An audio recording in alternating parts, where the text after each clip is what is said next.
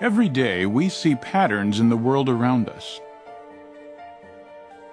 They testify to the careful design and hard work that produced them.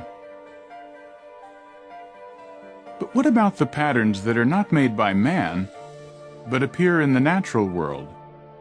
What do they reveal? Consider the snowflake. These tiny crystals are formed when water vapor in a cloud condenses directly into ice. As the crystals grow, delicate and beautiful patterns emerge.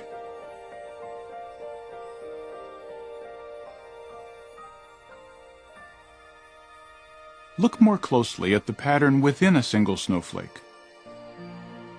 The crystalline arms branch, then branch again and again at increasingly smaller sizes. Mathematicians studying this concept of self-similarity use the term fractal to describe a shape that has a consistent, repeated pattern at multiple scales.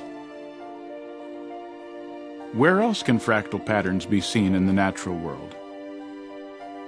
Trees can demonstrate a degree of self-similarity. The trunk splits into limbs, which split into branches, then twigs, and so on.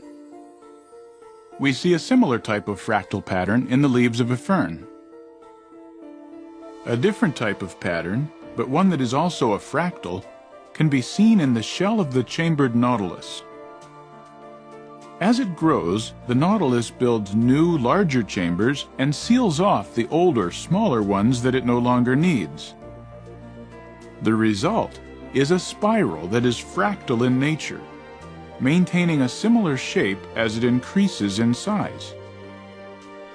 Natural spiral patterns of this type can be observed in many places, from the cloud formations of a hurricane to tiny shells on the beach, from the arrangement of the stars in a galaxy to the seeds on a sunflower head. What causes these spiral patterns?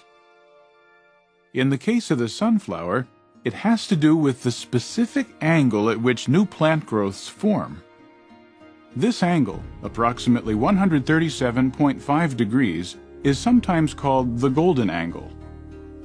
It results in an ideally compact arrangement with no wasted space and creates distinct spiral patterns. If the sunflower grew not at the golden angle, but at a different angle, for example 140 degrees, we would see radial arms instead, and the seed arrangement would not be as efficient. As we look even closer, we can discern a fascinating mathematical relationship between this golden angle and a series of numbers called the Fibonacci sequence. In this progression, each number is determined by adding the previous two numbers together. Interestingly, these Fibonacci numbers can often be observed in plants.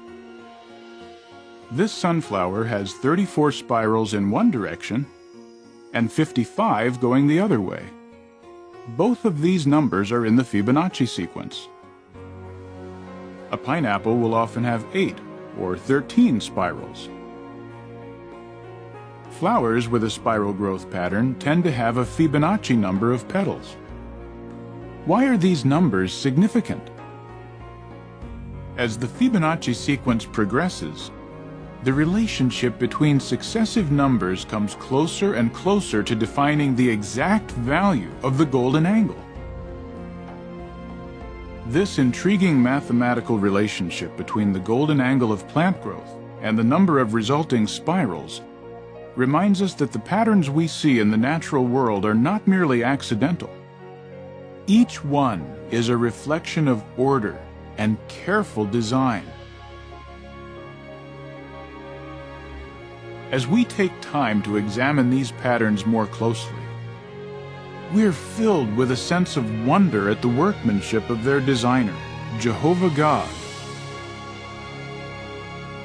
For His invisible qualities are clearly seen from the world's creation onward, because they are perceived by the things made.